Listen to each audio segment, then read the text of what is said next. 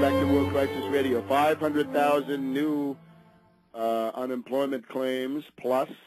We had 3 banks seized last Friday, right? The special Friday Owl of Minerva raids by Sheila Bair and the FDIC. That was Georgia, California, Illinois, and Florida. And we've got 123 banks shut down so far this year. Those states I just gave were the ones where you had the most bank failures. And a lot of quackademic economists say that, well, you know, the dollar is cheapening. That means there'll be exports. Yeah, too bad there are no export industries left.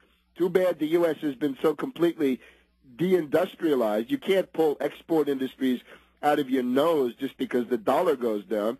A lot of these things were destroyed during the reign of Paul Adolph Volcker, who's now sitting in the White House as a gray eminence. The news is the most recent U.S. merchandise trade deficit. This is the one that really hurts. The federal budget deficit is more manageable than this one. This is the dollar overhang in the world. We've had a $36.5 billion monthly deficit. And the thing about it is that is up almost 20% from the previous month's trade deficit. So what they say is the balance of trade deficit is getting bigger, even though the weak dollar is somewhat aiding exports, but not enough. The U.S. export level is 20% below where it was when the crisis started back in September. So the weak dollar not having much of an effect.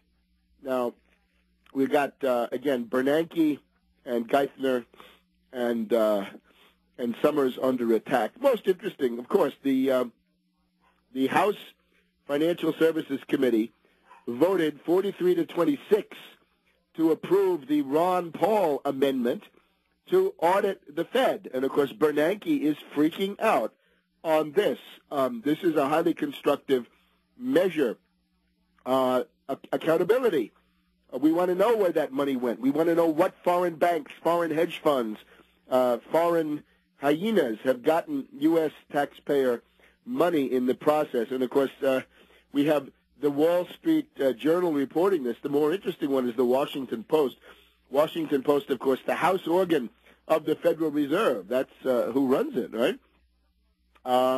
We're told that the most troubling for the administration was this measure by Ron Paul that would subject the Federal Reserve to unprecedented scrutiny, which passed the House Financial Services Committee. And they have 300 members of the House of Representatives have signed on to this Ron Paul amendment. Oversight, accountability, and naturally Bernanke says, no, not us. And the worry from the Wall Street Journal and indeed the Washington Post is that these wonderful policymakers have to be independent. Independent of what? Independent of the voters? Independent of the Constitution? Independent of the national interest? What do they represent? How are they independent? They're not independent. They speak for the Wall Street money center banks, and everybody knows it. They are the zombie bankers, the hedge fund hyenas, and the financial jackals of every stripe. And this is finally now seeping in. So we can call it Paul Sanders because Bernie Sanders of Vermont is sponsoring a parallel measure.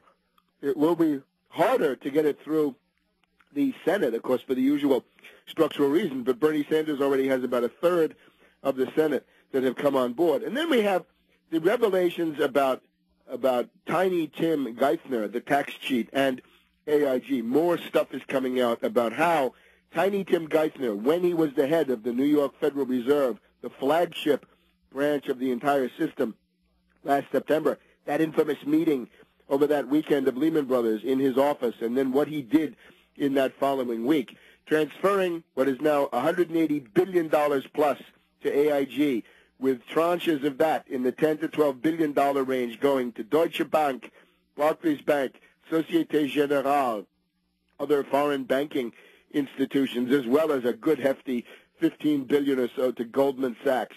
What was that all about? That's exactly what an audit might reveal. We want to audit the New York branch, not just the Federal Board of Governors in Washington, D.C. That's not the real center of power. We want to audit the New York Fed. That is the one. There are secrets in there going back to World War I and even beyond. And then when Geithner appeared to try to sell his bankrupt policies, we had two Republicans performing a useful public service. That would be Congressman Brady and Congressman Burgess, Republicans, saying that he should resign. And yes, he should resign. He should resign and be indicted. He should be impeached and indicted because this is a monstrous thing. We've also got Congressman DeFazio of Oregon calling for the ouster, the firing of Geithner and Summers. Don't forget Summers. He's the one who makes the policies that come out of Geithner's, Tiny Tim's little mouth. So you've also got Dodd.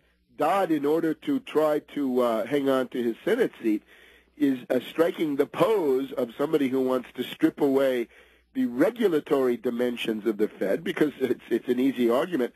The Fed has failed utterly as a regulator. They have struck out again and again. They have failed and failed and failed. Remember, Greenspan was the guy who brought you the derivatives plague. Greenspan was the number one advocate of wild derivatives markets, right? Completely deregulated, not even reportable. Remember his fight with Brooksley Born. So this is an absolute monstrosity. So Geithner should indeed go. And what you're seeing now is also a general rage against the Obama administration. As a matter of fact, that's how the Washington Post tries to play it. They say angry Congress lashes out at Obama. Well, it's really more directly the Fed and Geithner. But, of course, Obama is the patron of both. Obama is Mr. Bailout. We've got the Black Caucus saying, and it's quite useful and quite true, that the black community has not been served by any of these financial regulations. They need protection. I'll tell you some protection. How about slapping a 10% maximum on payday loans from predatory lenders? How about slapping a 10% federal ceiling, a usury law at the federal level, so you can have a credit card, but the interest rate on it can't go above 10% when you factor in all the fees that they're hitting you with. You probably noticed the Fed is so scared that they came out last week with some very weak limits on these fees, overdraft fees and related fees that banks are charging. This was simply the Fed scurrying to cover their rear end in the face of this tremendous anger that's going on. So on to audit, but above all, seize the Fed, run it as a Bureau of the Treasury. We'll be back in a minute.